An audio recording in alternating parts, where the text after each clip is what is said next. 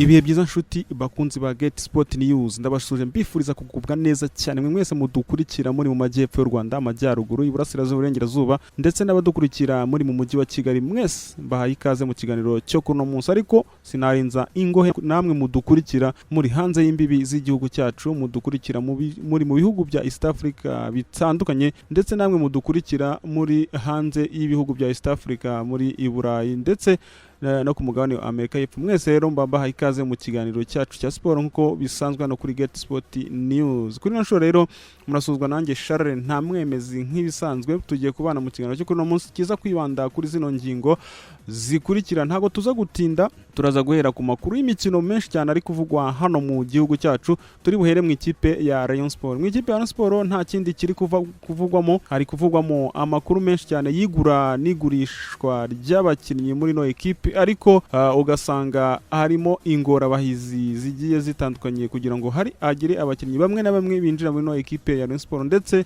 nabinjijwemo nibitangazwe ku mugaragaro. Turaza kubirebera hamwe muri kino kiganiro. Ntago turi buvuga mu ikipe ya Rayon Sport gusa, turaza no kuvugwa no muri ekipe zindi zisigaye hano mu gihugu cyacu. Turera muri AS do Kigali nibiki bivugwamo, dore ko nayo ikomeje urugamba rwo kwiyubaka. Ibyo byose turabirebera hamwe. Tuze kunyura no muri Federation y'umupira w'amaguru hano mu Rwanda, nibiki biri kuvugwamo. Twamenya nuko kuno munsi hateranye inama y'inteko rusange yatumiyemo abanyamuryango b'ino Federation kugira ngo bigire hamwe kureba uko shampiyona ya sezo itaha, ndetse no kwandikisha abakinnyi bihagaze, ndetse no kugira ngo bamenyeshwe ibintu bitandukanye. Rero muraza kubyumva muri kino kiganiro. Turaza kandi kureba no mu yandi makuru arimo avugwa muri Kiyovu Sport, muri Mukura Victory Sport, nibikivugwa mu Sunrise, haravugwamo ibiki n'andi makipe atandukanye. Nimujye kure, nyuma y'akaruko gato cyane tujye gufata, turaje turambura amakuru yacu ku buryo burambuye.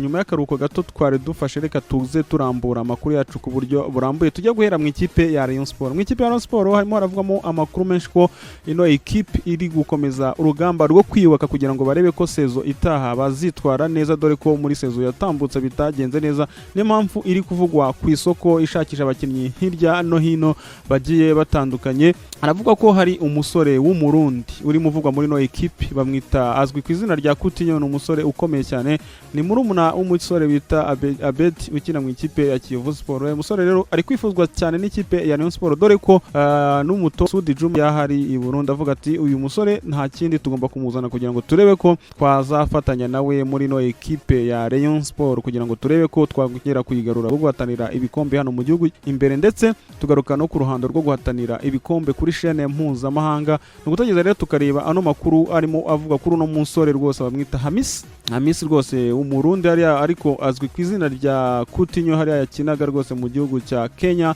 Ubwo no gutegeza tukazareba nimba uyu musore rwose ikipe ya Rayon Sport izaba imwibikaho kugira ngo aze gufatanya nayo mu rugamba rwo guhiga ibikombe hano mu Rwanda no kongera kugarura izina rya Rayon Sport. Si uwo gusa uvugwamo, kuko hari n'undi musore w'umwataka ukomeye cyane wakinaga mu ikipe ya Azam hariya mu gihugu cya Tanzania, nawe bamwita Chirwa hariya umunyazimbabwe, nawe arimo aravuga muri no ekipe ya Rayon Sport. No gutegeza tukareba ese ubuyobozi bwa Rayon Sport burakora iki kugira ngo bwongere bwubake ino ekipe, bwongere bushimishe abafana b'ikipe ya Rayon Sport, dore ko hirya no hino uri gusanga abafana batari kuvuga rumwe, kuko bavuga ko ino ekipe iri kubabeshya, ubuyobozi bwa ekipe buri kubabeshya, butari kubagurira abakinnyi mu by'ukuri. Ariko nabo ntago bicaye ubusa, barimo baraca hirya no hino kugira ngo barebe ko bakubaka ikipe ikomeye. Gusa icyo wamenya nuko uwo musore w'umurundi bamwita Hamis cyangwa se umwite Kutinyo, ndetse n'uno Chirwa wakinaga mu ikipe ya Azam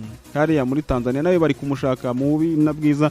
Ndetse tutirengagije ko n'umusore Michael Sapongo nawe biri kuvugwa ko agomba kuza muri no ekipe. Ariko ikibazo twavugaho gatoya, nubwo bari kwifuza bano bakinnyi bagiye batandukanye, ariko n'ikibazo cy'ubushobozi mu by'ukuri muri Rayon Sport kigomeje kuba ingorabahizi. Niyo mpamvu wumva ko biravugwa byose ko abo bakinnyi bari gushakwa bakanumvikana yewe, ariko bagera kuri yapoye gusinya amasezerano ugasanga zibaye inzitizi, kubera ko ikibazo cy'ubushobozi ari cyo kiri kugenda kibagonga, nibyo kiri biri gutuma wumva ikipe iri kumvikana ku isoko ishakisha abantu irambagiza, ariko wajya kureba gushyira mu bikorwa byayo bikanga, ugasanga kubera ko umukinnyi waraza akavuga ati kugira ngo nshyire umukono ku masezerano nuko mbona ibyo twumvikanye muri kontra, ubundi ukajya kureba ubushobozi bukabura. Ubwo nibyo biri gutuma rero ubuyobozi bwa Rayon Sport butari kubasha gusinyisha abakinnyi muri ino nshuro. Niyo mpamvu ubona bivugwa, ariko wajya kureba abasinye ugasanga ntago bari kugaragara, nubwo bivuga ko hari abasinye bagiye batandukanye, abasore bagire kuri nko kuri 5 wo bita Mico Juste avugwa ko yamaze gusinya muri no equipe, akazo bita Master, akaza ndetse no bita Trésor Byumvuhore, akaza ndetse n'abandi basore bagiye batandukanye bavuga ko basinyiye muri Rayon Sport, ariko ubuyobozi ndetse n'umuvugizi wa equipe akavuga ati nta mukinnyi turasinyisha, nta mukinnyi twashinyishije turabimenyekanisha cyangwa se tukanabinyuza ku mbuga nkoranyambaga zacu zitandukanye, niho tubyemereza. Naho ibindi bivugwa, icyo twemera nuko twamaze gusinyisha umutoza, ariko abakinnyi bo ni ibiba bivugwa, ariko twaca mu gikari twe tugakubita icyumviro tugasanga abo bakinnyi bamaze gusinya, nubwo umuvugizi w'ino equipe wamuhamagara wamuvugisha akakubwira ko mu by'ukuri abo bakinnyi batarasinya. No gutegeza rero tukareba.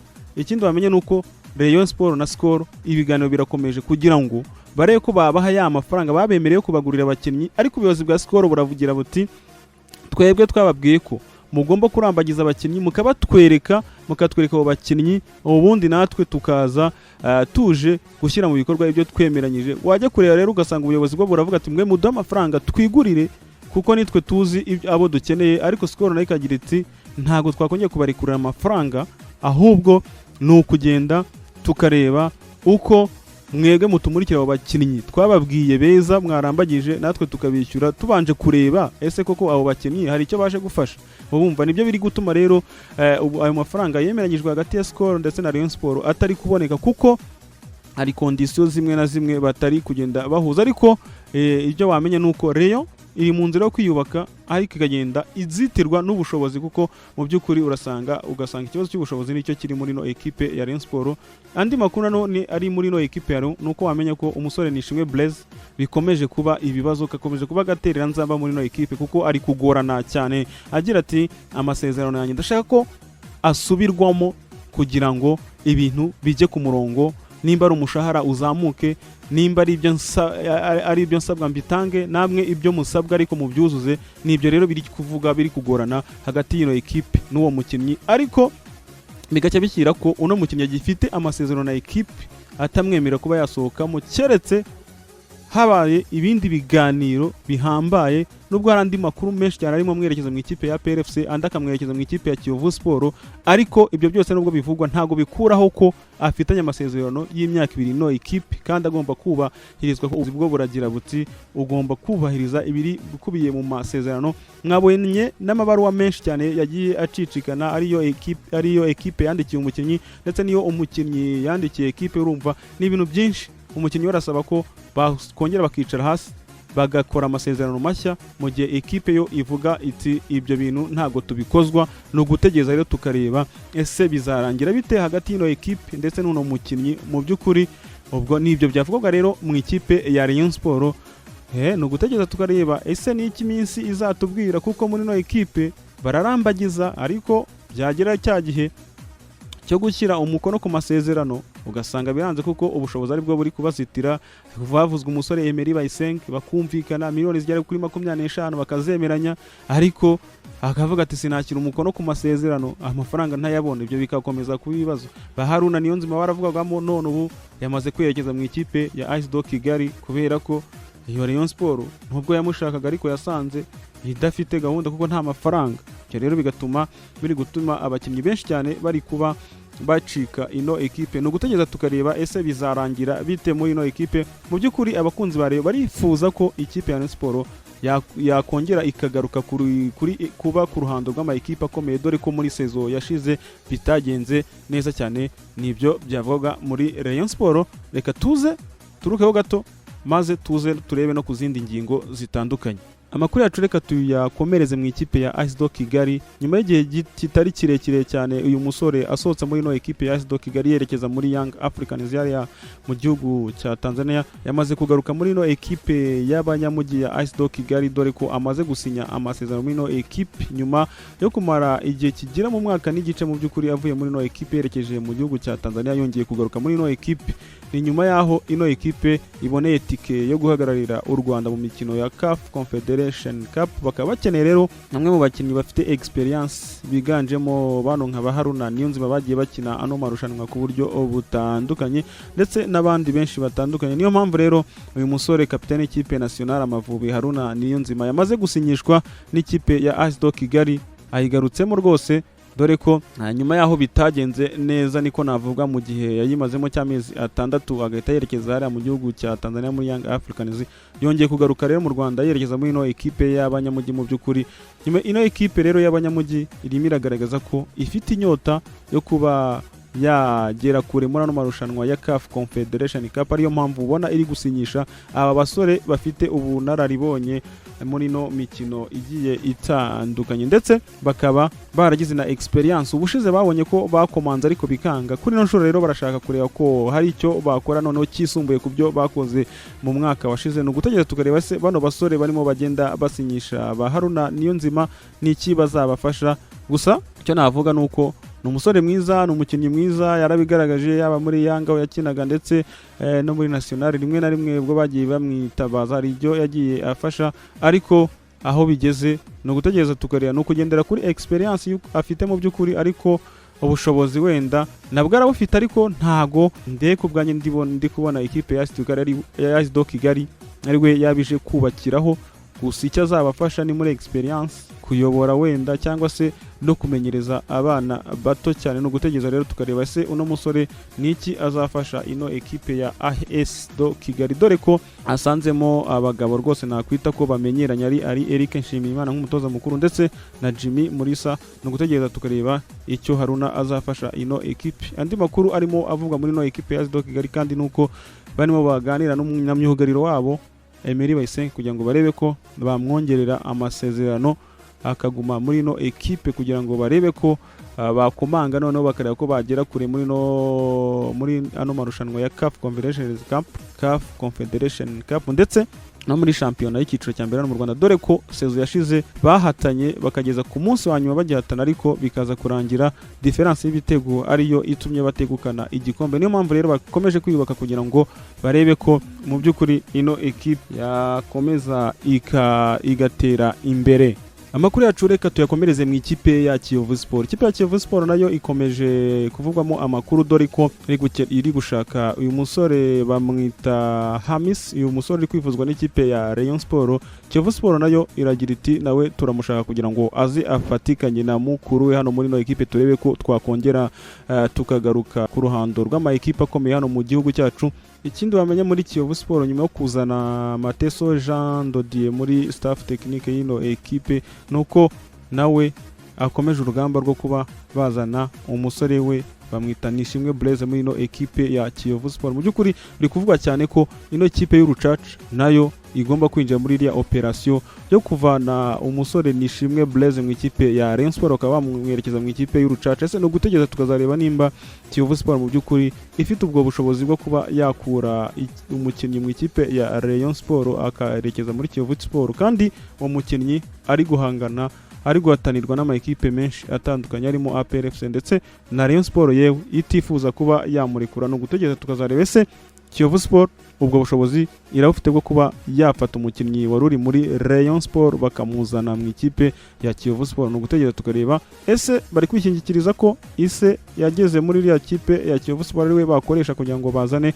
umuhungu we bamukonvenke. No gutegereza tukazareba nimba koko Kiyovu Sport ibyo bintu iri gupanga biza yihira nuko bitega iminsi ndetse tukabitega n'amaso nimba biza kunda koko ubuyobozi bwa Rayon Sport, ariko bwo buragira buti uyu musore ntakorwaho, mu gihe Kiyovu Sport nawe bavuga ati tugomba gukoresha turufu yuko umubyeyi we tumufite hano muri ekipe yacu, tukareba ko twazana uno musore, dore ko yatangiye no kwandika amabaruwa atandukanye muri iriya ekipe no kubitegereza tukareba aho bizaza uko bizagenda birangira. Mu gihe mu ikipe ya Mukura Victory Sport yo ntago iri kuvugwa cyane ku isoko ry'igura n'igurishwa hano mu Rwanda, no gutegereza tukazareba uko bizagenda. Gusa abakunzi b'ikipe ya Mukura bo n'icyo bamenya nuko ubuyobozi bwa ekipe bugira buti twetwe turacyategereje kugira ngo turebe uko bizagenda mu minsi iri imbere, dutangiye dutegure ibintu byacu maze turebe ko twatangira natwe kwinjizamo abakinnyi batandukanye muri ino ekipe. Mu ikipe ya Mukura nuko bivugwa uwahoze umukinnyi wakinaga ati mu kibuga bamwita Bonner yamaze kwerekeza mu ikipe ya APRFC, ndetse n'umukinnyi wamaze kwerekeza mu ikipe bivugwa ko yerekeje mu ikipe ya Kiyovu Sport nyuma yo gusoza amasezerano muri iriya ekipe ya Mukura Victory Sport. Nibyo biri kuvugwa. Ikindi kivuga nuko ikipe ya Mukura Victory Sport iri kwifuza umusore Nibizi Vedasti wakiniraga ikipe ya Sunrise kugira ngo barebe ko bamumanura hariya mu majyepfo y'u Rwanda kugira ngo ajye kuba yabafasha mu kugarura ino ekipe mu guhatana hano mu gihugu cyacu, dore ko muri sezo itambutse nayo bitagenze neza ko yendaga kumanuka mu cyiciro cya kabiri.